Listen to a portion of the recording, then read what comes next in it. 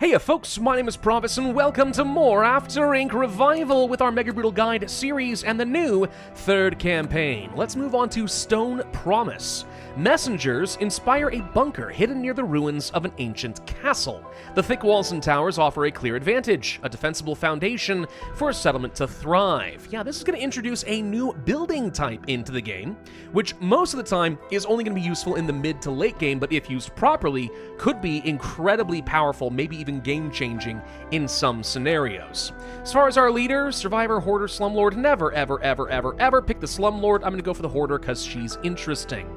For population traits, these are back. I'm not sure why we weren't allowed to have one in the last episode. I'm assuming it's because it was an already established colony, therefore, kind of from a lore perspective, it already has a trait. Either way, point is, from here on out, these are going to be back. So we go for Scavenge discount of 2, and then Explore discount of 3, and some Zombie defense. This is good, but because I'm playing as the Hoarder, I actually think the storage size is kind of attractive, because remember, the Hoarder is automatically going to spend some stamina boosting up your storage whenever you get capped out. This gives me a bit more breathing room before she's going to take up my stamina, so I'm going to pick that one up, and hopefully that's the right call. Let's go for Knight's Keep. Now, of course, as soon as we get through this, I need to make sure I pull up the map. So, a group of worn-out survivors arrived pounding at the door, speaking of an important radio message. A special expedition will be launched in the future. To help, we must rejoin civilization. The castle has seen better days, but we might be able to make use of it. We need to claim that area. So before we get started, let's go ahead and pull up the map. So we have 2 rivers around us. There's a few different places where the zombies can cross, but otherwise, it provides a very good defensible location. Just a couple of zombie infestations to the west and one to the far east that you need to be aware of. For our goals, we have to first claim the marked area, which is going to be that castle we were talking about. Then establish an outpost, which is the new building, and you'll see how that works in just a bit. After that, produce 6 food, kill 3 zombies, and they'll come to you, so that's not hard. Specialize the outpost, produce 15 food, then increase the current population by 1, so whatever you had before. So it's not actually a very strong incentive to get a very high population here. If you only have 3 and have to build up to 4, that's pretty easy. Then after that, celebrate 1 time. That's a relatively new thing. That celebration can occur whenever you have really high morale, like usually over 100%. So that's going to be our goals, basically have over 100% morale. Let's go ahead and settle down over here. First thing we want to do is immediately explore this area so we don't have any impatience issues.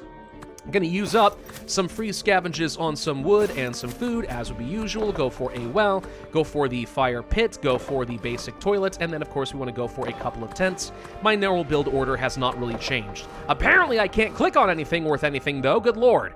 I am out of practice. It's pretty obvious I'm out of practice. Claim the region, and there, by the way, is the nice little walled-off castle we have been talking about. Next, we're going to go ahead and build up a vegetable farm, start producing some of that food, because we know that's going to be a thing that we need in a minute. And now we have to establish the outpost. Our settlers think we can use the castle's stone walls for a new outpost structure, increasing an area's production and fighter strength. Let's proceed with their plans. Now, in theory, this sounds a lot like one of the bunkers from Rebel Inc. I do not believe that it increases combat strength in all adjacent territories. I think just the one. So be aware of that. We do not have to place this here. I think we could place it in another territory if I claimed it, but I'm going to hold on to this for just a moment. Let's go ahead and try exploring in a couple other areas. Let's say up over here to the north, I want to get a wooded area. We have a little bit of time before the impatience kicks in. Not a lot of time, mind you, but just a little tiny little bit. I do not want to get capped out on any of my there we go. We got capped out on resources. Okay.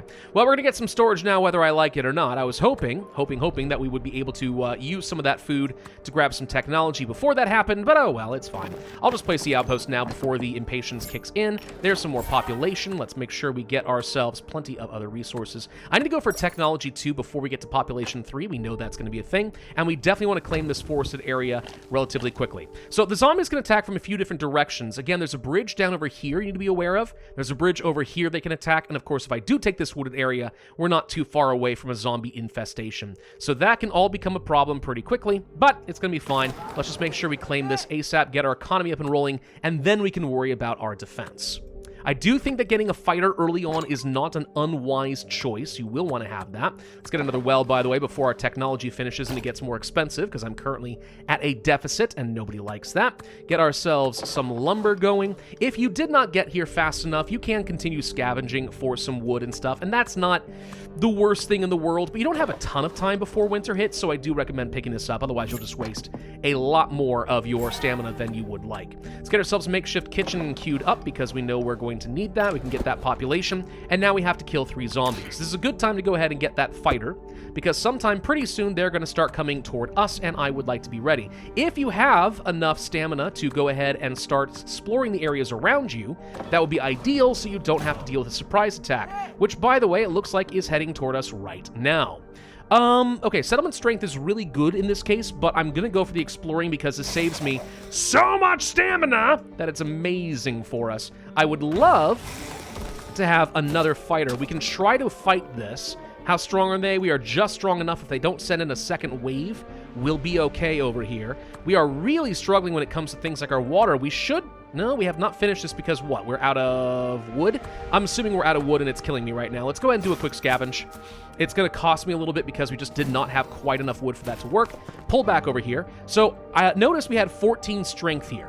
That is normal for a fighter, which is why I don't think that this outpost provided adjacency combat bonuses. That would be very nice if they could do that, but I don't think that's what happened. I'm going to go ahead and grab my next fighter just for safety, although I feel pretty good since we have so many regions explored. And if this water can just freaking get done, we'll be fine. We've lost a little bit of authority due to that. That's kind of unlucky, but oh well, it's going to be all right. So there's some zombies over here to deal with. We can go ahead and taunt them into the outpost. That makes this very, very easy to deal with.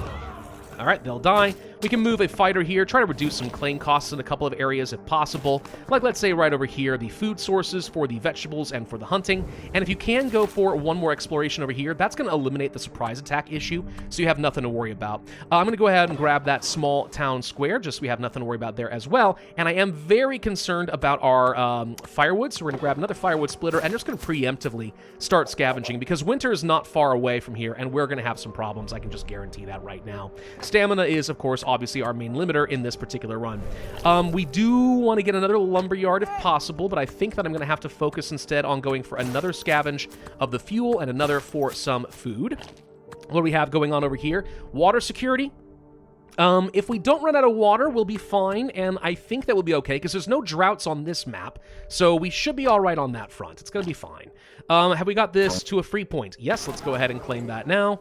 What else do I want to do? What else do I want to do? I could move forward and antagonize some zombies, but I don't see the reason to do that. I can move up here just to make it maybe free to explore this later with the fighters. Just don't forget to use that power-up. The adjacency bonuses and just making it so that they can claim territory or get explorations cheaper is a pretty nice one, and you should absolutely be making use of that.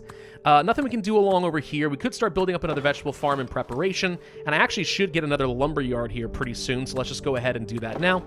Right now, our production outstrips our consumption, but not by much, and we know that we're going to be building up a lot more firewood and stuff in the future. Yeah, see, there we go. Now that one's free. Cool, thank you. This should become free very soon as well, and I'll happily claim that. There we go. Boom, done, and we can get ourselves some winter food now, so that problem is solved. We have a long way to go still in winter. I think we need to do one more scavenge at least for some fuel, which is obviously not great. If we could get ourselves another forest, that'd be nice. This one is not a bad choice. It's reasonably far away from the other zombies. If we explore this region, it wouldn't be too bad. I'll go ahead and move down here and try to make this cheaper so that we can claim it, but that is a common place to get attacked, so be aware of that. Need a little bit more of that firewood, guys. Can you please just scavenge a little harder, a little faster? I spent a lot of stamina on that one. Now, at this point, we can go ahead and queue up another shack. I would like to get up to Tech 3 if possible. That needs a lot more food, though, so we're probably not going to be ready for that quite yet. I'll go ahead and get another hunting lodge just again so we stop draining through our food quite so much.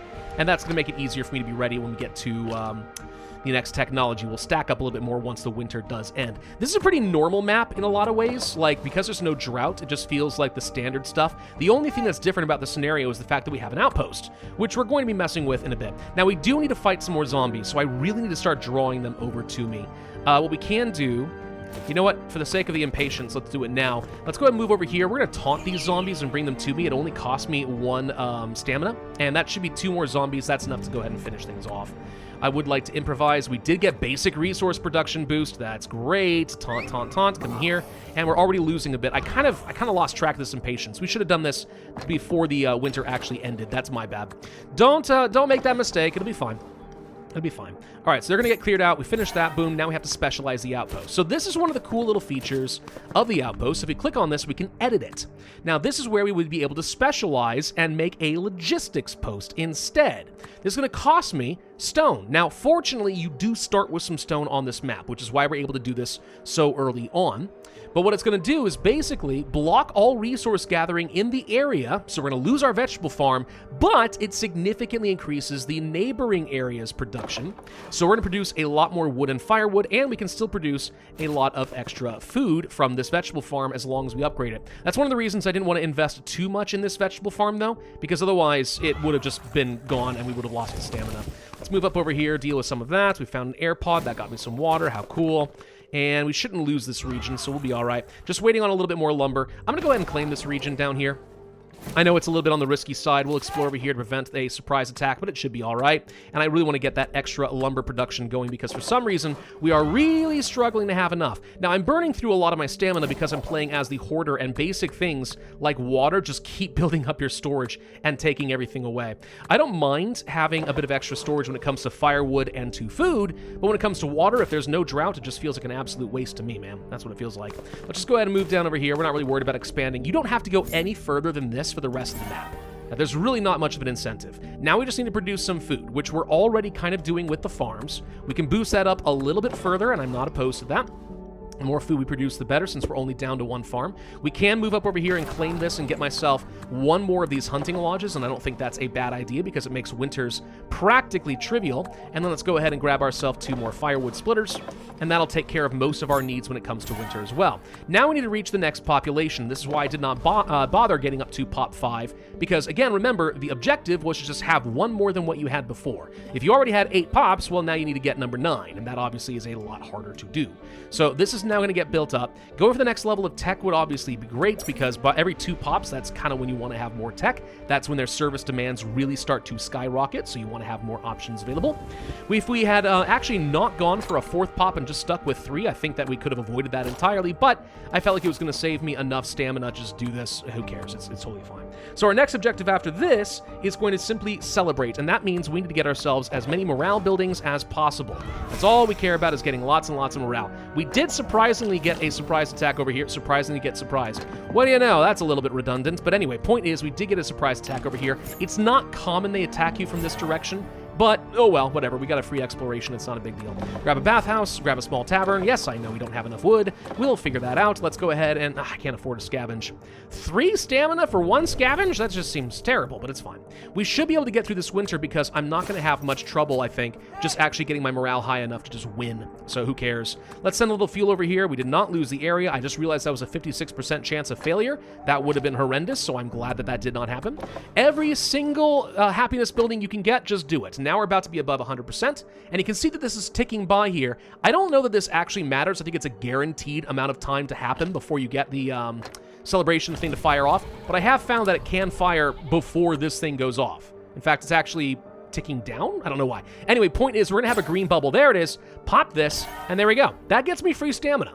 So the incentive now, with the new celebration mechanic, is to be above 100% morale if you can, because sometimes you just get free stamina, which is nice. The only downside is, in Mega Brutal in particular, you have to invest so much stamina in doing this, the return on investment is not always good. So I'd say it's a low priority, but something nice you can do if you can get there. Let's go ahead and click on this, and that finishes the map. Knight's Keep is a relatively easy one. 4 stars on Mega Brutal. Could have gone a little bit faster on some stuff, but that's taken care of. So, the outpost mechanic will be interesting and usable later. Think of it as a great place if you know that there's going to be choke points against zombies. And guess what? In this particular campaign, there are going to be enough waves of zombies, you're going to need choke points. But even if you don't need to hold a particular point, just being able to place down an outpost and boost up all of your production everywhere else is a very good boost. So I like that. It's a mid-game structure. The only downside is it requires stone, which means you already have to be up to, what, Tech 4, Tech 5? Something along those lines. Thank you all very much for watching. Hope you found this helpful. If so, I would ask you to hit that like button, leave a comment, subscribe,